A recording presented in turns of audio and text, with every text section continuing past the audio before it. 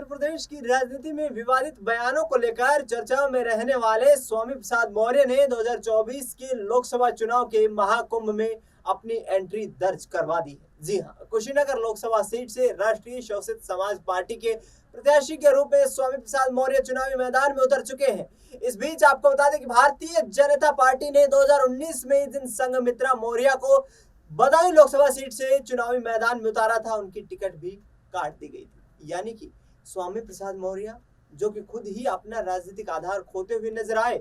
इसके साथ साथ भारतीय जनता पार्टी ने इस बार उनकी बेटी संघमित्रा मौर्य को भी चुनावी मैदान में नहीं उतारा। ये दोहरी मार थी स्वामी प्रसाद मौर्य पर, क्योंकि एक तरफ जहां खुद का संगठन, खुद की पार्टी, खुद का राजनीतिक वर्चस्व लगातार डगमगाता नजर आ रहा है, दूसरी तरफ बेटी के राजनीतिक करियर पर भी पूर्ण विराम लग गया। क्या भारतीय जनता पार्टी ने संघमित्रा मौर्य को टिकट न देकर के यहाँ पर एक बड़ी गलती कर ली है? और क्या यह स्वामी प्रसाद मौर्य उस गलती को भुनाने के लिए कुशीनगर लोकसभा सीट से चुनावी ताल ठोक रहे हैं? इन तमाम पहलुओं पर चर्चा करेंगे। मेरे साथ अक्षय मौजूद है। अक्षय, बहुत बहुत स्वागत है। किस तरीके से देखते हैं इस पूरे घटनाक्रम को? कुशीनगर जाना, पूर्वांचल की ओर राजनीति, क्या स्वामी प्रसाद मौर्य चुनावी परचम लहरा पाएंगे? जबकि बहुजन समाज पार्टी से भी समर्थन की बातें सामने आ रही थी। देखिए, पूर्वांचल की राजनीति का आपने यहाँ पर जिक्र किया, तो मैं कहीं ना कहीं इस पर जितना प्रकाश डाल पाऊंगा उससे समझ यही आता है कि जो स्वामी प्रसाद मौर्य रही हैं 30 सालों का लगभग उनका राजनीतिक करियर है, और वो कहीं ना कहीं पूर्वांचल में ही आपको दिखता है। ऐसा नहीं कि पश्चिम उत्तर प्रदेश में उन्होंने राजनीति की हो, ऐसा नहीं है कि पश्चिम में एक बड़ा तबका उनका अपना हो, वोट बैंक हो, कुछ नहीं है।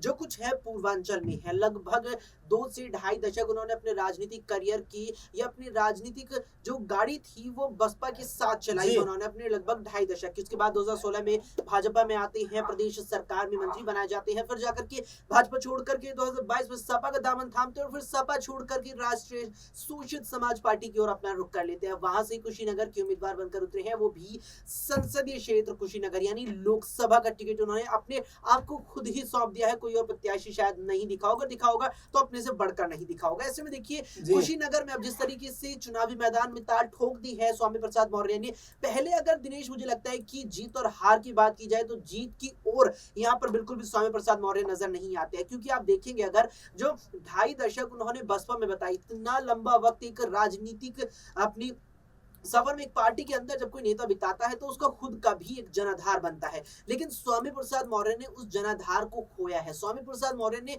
अपनी यहाँ पर जो एक क्रेडिबिलिटी होती है, जो विश्वसनीयता होती है, उससे बसपा से बीजेपी, बीजेपी से सपा और फिर सपा से राष्ट्रीय शोषित समाज पार्टी में आकर के मुझे लगता है बहुत हद तक खो दिया है। ऐसे में वो यहाँ पर जीत तो बिल्कुल भी यहाँ दर्ज नहीं कर पाएंगे, हार उनके नसीब में यहाँ नजर जरूर आ रही है। ये चीज कही जा सकती है कि कुशीनगर में अच्छा खासा वोट बैंक अगर उनके पक्ष में आता है तो वो निर्णायक भूमिका या कहीं की गेम बिगाड़ने वाले साबित हो सकते हैं, चाहे भाजपा की बात करें चाहे सपा की बात करें। तो ये चीज कुल मिलाकर के फिलहाल उनके इस पूरे जो सियासी गेम है, चुनावी गेम, पर नजर आ रही है। बिल्कुल, यहाँ पर खेल बिगाड़ने का काम स्वामी प्रसाद मौर्य तमाम राजनीतिक दलों के लिए कर सकते हैं, चाहे भारतीय जनता पार्टी हो या समाजवादी पार्टी हो। लेकिन अक्षय, जिस तरीके से विवादित बयानों को लेकर चर्चाओं में रहे स्वामी प्रसाद मौर्य को अखिलेश यादव ने निर्देश दिए कि तमाम जो बयान देते हैं वो सोच समझ कर दीजिए, क्योंकि पार्टी को इससे काफी नुकसान का सामना करना पड़ रहा है। कि ये एक बड़ा फैक्टर था जहां स्वामी प्रसाद मौर्य जो है समाजवादी पार्टी से अलग हुए। जी बिल्कुल, देखिए, आप अगर गौर करेंगे तो समाजवादी पार्टी का जितना मुझे दिनेश जहन में आता है वो जनवरी और फरवरी के आसपास का वक्त था, 2022 का, 24 जनवरी फरवरी का। जी बिल्कुल वही, जब उन्होंने भाजपा छोड़ करके सपा का दामन थाम लिया था। और उसका कारण यही लगाया गया था कि उस वक्त 2020 से 21 में जो किसान आंदोलन उत्तर भारत में चला, दिल्ली में आंदोलन चला, उस आंदोलन में जो किसान एकीकृत हुए थे वो हरियाणा से आने वाले किसान थे, वो उत्तर प्रदेश से आने वाले किसान थे, वो राजस्थान बिहार से आने वाले किसान थे। और अगर आप गौर करेंगे यहाँ पर तो जो किसान आंदोलन चला था उसका सबसे ज्यादा प्रभाव उस वक्त 2022 में जो 5 राज्य की विधानसभा चुनावों में उत्तर प्रदेश पर माना जा रहा था। यही कारण था कि पश्चिम उत्तर प्रदेश में किसानों की पार्टी कही जाने वाली आरएलडी जयंत चौधरी को अपने साथ लाने की बीजेपी ने उस वक्त तमाम कोशिशें की, जो उस वक्त तो नाकाम रही थी। अब अगर आप यहां पर गौर करेंगे तो किसान आंदोलन के चलते बीजेपी उत्तर प्रदेश में बेहद ही ज्यादा बैकफुट पर नजर आ रही थी। और 5 सालों के अंदर जो कुछ नकारात्मक चीजें रही, चाहे आप गौर करें यहाँ पर लखीमपुर खीरी का जो कांड हो, जेबीश्वर टेनी का, या अन्य कुछ मुद्दे यहाँ पर रही हो, चाहे हाथरस का कांड हो, उसके चलते प्रदेश में एंटी इनकम्बेंसी थी। और यहाँ उस ही एंटी इनकम्बेंसी के डर के चलते स्वामी प्रसाद मौर्य ने भाजपा छोड़कर के सीधे सपा में एंट्री की। आप यहाँ पर देखिए कि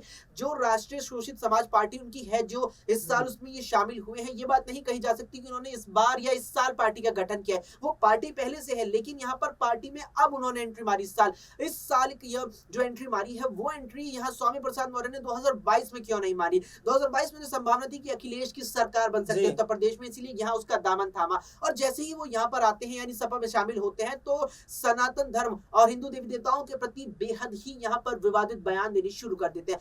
बयानों का स्तर इतना हो जाता है कि अखिलेश यादव, डिंपल यादव सरेआम उनसे न केवल पलड़ा झाड़ते, बल्कि अखिलेश यादव सरेआम उन्हें इस बात पर सख्त लहजे में हिदायत देते हुए भी नजर आते हैं। लेकिन फिर जाकर के जब स्वामी प्रसाद मौर्य नहीं मानते, तो सपा या कहें कि अखिलेश उनसे दूरी बनाते हैं, पार्टी भी कहीं ना कहीं उनसे दूरी बनाती है, फिर स्वामी प्रसाद मौर्य यहाँ पर सपा भी छोड़कर अन्य पार्टी में आ जाते हैं। बिल्कुल, यहाँ पर समाजवादी पार्टी के प्रमुख अखिलेश यादव की जो दिशा निर्देश थे, वो कहीं ना कहीं स्वामी प्रसाद मौर्य के लिए जो है उनके पैरामीटर्स के अनुसार नहीं थे और कहीं ना कहीं दबाव में महसूस कर रहे थे समाजवादी पार्टी में स्वामी प्रसाद मौर्य, इसीलिए उन्होंने अपना रास्ता अलग करने की कोशिश की।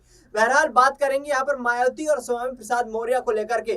पूर्वांचल की राजनीति में मौर्य वोट बैंक जो है एक निर्णायक भूमिका में है, तो क्या मायावती ने गलती कर दी यहाँ पर स्वामी प्रसाद को साथ न लेने की? क्योंकि कहीं ना कहीं 2019 के आंकड़े दोहराने की तो यहाँ पर जहन में मायावती के भी चल रही होगी, तो क्या यहाँ पर यदि मायावती उनको टिकट दे देती तो यहाँ पर कहीं ना कहीं बीएसपी के लिए अच्छा वक्त नहीं हो सकता था? देखिए दिनेश, आपने भी मुझे लगता है तारीख का जिक्र किया था तमाम दर्शकों के सामने। 24 फरवरी वो तारीख थी जब स्वामी प्रसाद मौर्य ने भाजपा छोड़ करके सपा का दामन थाम लिया था। और जितना मुझे जहन में आता है, यहाँ पर उत्तर प्रदेश विधानसभा चुनावों में जो पहले चरण का मतदान हुआ था, वो 10 मार्च को हुआ था। यानी कि पहले चरण के मतदान, उस वक्त भी वो पश्चिम उत्तर प्रदेश से उसका आगाज हुआ था। पहले चरण का जो उत्तर प्रदेश में मतदान हुआ, उससे पहले ही वो सपा में आ चुके थे। मौर्य समाज, मौर्य समुदाय निर्णायक भूमिका अदा करता है पूर्वांचल में, दोहरा इस बात में बिल्कुल नहीं है, लेकिन उसके बावजूद भी पूर्वांचल में कोई बहुत ही बेहतर प्रदर्शन या पूर्वांचल में वैसा प्रदर्शन अखिलेश यादव या कहीं स्वामी प्रसाद मौर्य कहने से नहीं दोहरा पाए थे या नहीं कर पाए थे कि बीजेपी को बहुत ही ज्यादा पीछे पूर्वांचल में छोड़ दिया हो। तो यहाँ पर इस नेता का खुद का भी सियासी वर्चस्व, जैसे कि हमने पहले जिक्र किया, आप गौर करेंगे, एक मौर्य यहाँ पर भाजपा में भी है, मुख्यमंत्री है, पिछले कार्यकाल में भी थे, मौजूदा कार्यकाल में भी है यहाँ पर केशव प्रसाद मौर्य। केशव प्रसाद मौर्य खुद मौर्य समुदाय से आते हैं और उनका खुद का अपने समुदाय पर बेहद अच्छी खासी पकड़ है, तुलना की जाए स्वामी प्रसाद मौर्य से। और ये कहीं ना कहीं कारण रहा जो स्वामी सपा के लिए बीते विधानसभा चुनावों में नहीं कर पाए, जबकि केशव प्रसाद मौर्य ने शायद बहुत हद तक किया भी था। बिल्कुल, यहाँ पर समाजवादी पार्टी ने जो घेराबंदी करने की कोशिश की भारतीय जनता पार्टी के लिए, वो इसलिए की क्योंकि केशव प्रसाद मौर्य का मौर्य समुदाय में यहाँ पर जो है आधार कमजोर किया जाए और जिसका फायदा यहाँ पर